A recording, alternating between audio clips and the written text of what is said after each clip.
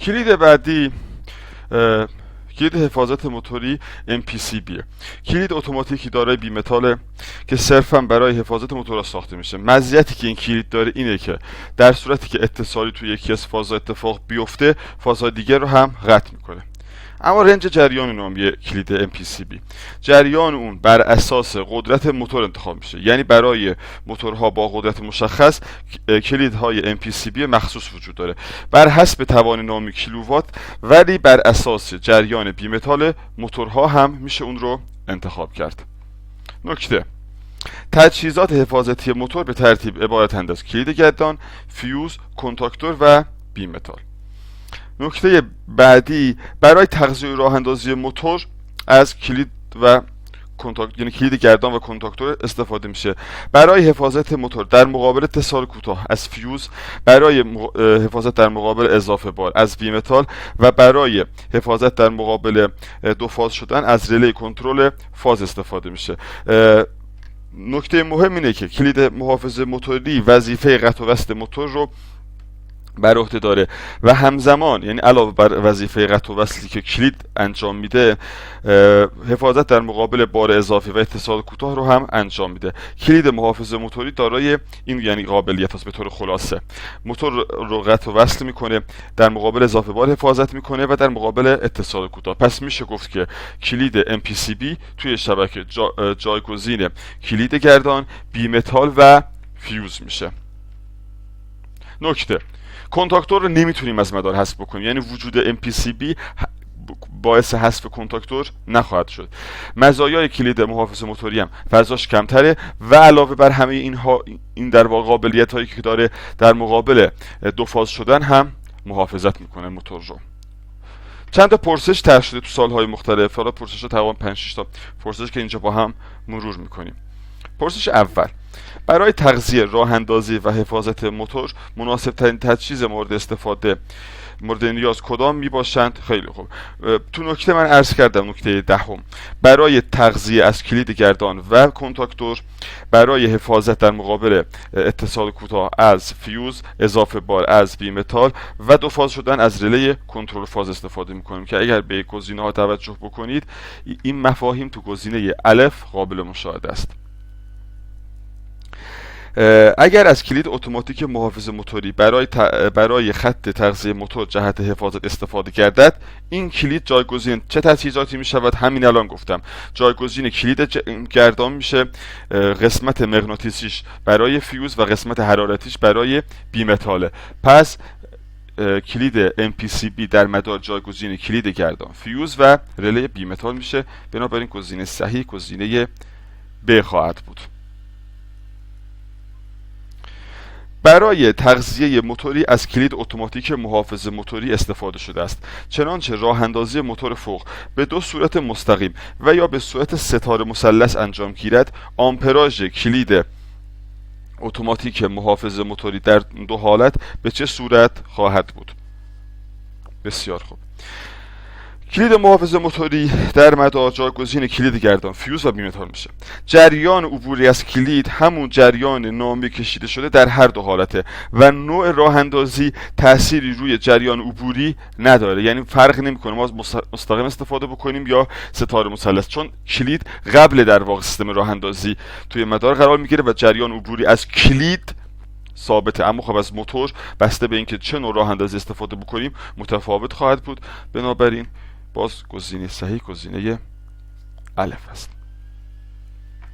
مسئله: سرمایش و گرمایش فضاهای اداری یک ساختمان از طریق سیستم ویو که خب مخفف وریبل ایر ولیوم هست انجام میگیرد. سیستم ویو به این صورت می باشد که مقدار حجم هوای ورودی به فضا با توجه به دمای تنظیم شده ترموستات داخل اتاق کم یا زیاد می شود. یک دستگاه هوارسان جهت تغذیه ویو های فضاهای اداری منظور شده است. مشخصات الکتریکی موتور هوارسان به شرح زیر می باشد: موتور به قدرت 15 کیلووات روی شفت جریان نامی 29 آمپر، ضریب توان 89 صدم، راندمان 87 صدم. خب حالا به پرسش های 6 تا 9 باید جواب بدیم. بریم رو پرسش ها. پرسش 6: تجهیزات مورد نیاز جهت تغذیه موتور هوارسان در صورت استفاده از اینورتر چه می باشد؟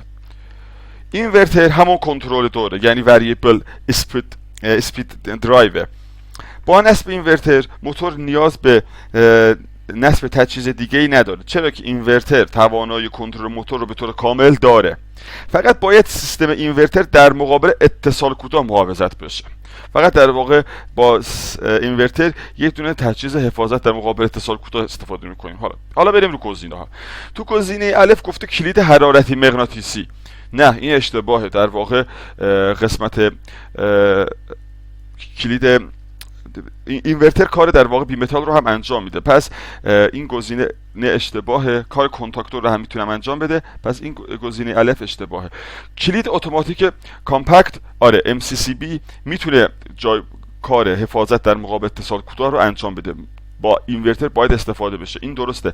اما اینکه گفته کنتاکتور و رلی بیمتال باشه، نه، اینها نیاز نیستن، فقط MCCB خوبه باشه. پس این گزینه به خاطر اینکه کنتاکتور و رلی بی متال گزینه ب هم حذفه. تو جیم گفته کلید گردان فیوز، آره فیوز میتونه باشه. کنتاکتور رلی بی متال این دوتا نمیتونن باشه، این یکی هم نمیتونه باشه، پس این گزینه هم اشتباهه. گزینه دار گفته کلید MCCB، آره کلید MCCB میتونه نیاز ما رو که در کنار اینورتر باید حفاظت در مقابل اتصال کوتاه باشه رو انجام بده. پس گزینه صحیح گزینه دال خواهد بود. همه اینها در واقع این مسئله کلا اسفند 91 طرح شده. چنانچه برای راه اندازی موتور هوارسان از کلید حرارتی مغناطیسی MPCB استفاده گردد، تجهیزات مورد نیاز برای تغذیه موتور هوارسان چه می باشد؟ خب به کنتاکتور نیاز داریم. من گفتم تو نکته گفتم که همراه با کلید MPCB از کنتاکتور باید استفاده بکنیم. به بیمتال نیاز نداریم، چرا که بخش حرارتی MPCB وظیفه بیمتال رو انجام میده. بخش مغناطیسی MPCB هم حفاظت در مقابل اتصال کوتاه یا همون کار فیوز رو انجام میده، پس نیاز به فیوز هم نیست.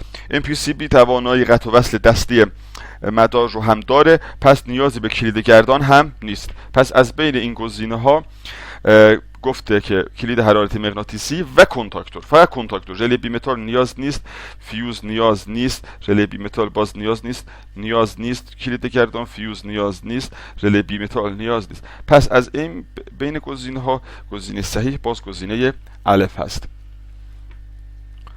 پرسش بعد: آمپر کلید حرارتی مغناطیسی جهت تغذیه موتور هوارسان برای راه اندازی مستقیم. خب جریان نامی رو تو صورت مسئله چقدر گفته بود؟ اگر نگاه بکنید گفته بود 29 آمپر. پس باید کلیدی انتخاب بکنیم که این 29 آمپر در داخل رنج کلید باشه، یعنی 29 آمپر بین کرانهای پایین و بالای عملکرد کلید باشه، که اگر به گزینه ها نگاه کنیم بدیهیه. 29 آمپر بین 22 تا 32، بین 18 تا 25 نیست، بین 14 تا 20 نیست، بین 30 تا 40 هم نیست. پرسش بعد: آمپر کلید حرارتی مغناطیسی جهت تغذیه موتور هوارسان برای حالت راه اندازی ستاره مثلث چقدر می باشد؟ این دوتا پرسش دقیقاً مفهوم پرسش پنجمی رو که بود مال اسفند 89 دقیقاً همون مفهوم رو میرسونه. یه بار گفته از پرسش 8 گفته بود از حالت راه اندازی مستقیم استفاده میکنیم، اینجا میگه از راه اندازی ستاره مثلث استفاده میکنیم. جریان هاشون چه فرقی میکنه؟ میگیم آقا هیچ فرقی نمیکنه. عرض کردم نوع راه اندازی هیچ تأثیری روی جریان عبوری از کلید نداره، پس باز هم گزینه صحیح گزینه جیم خواهد بود.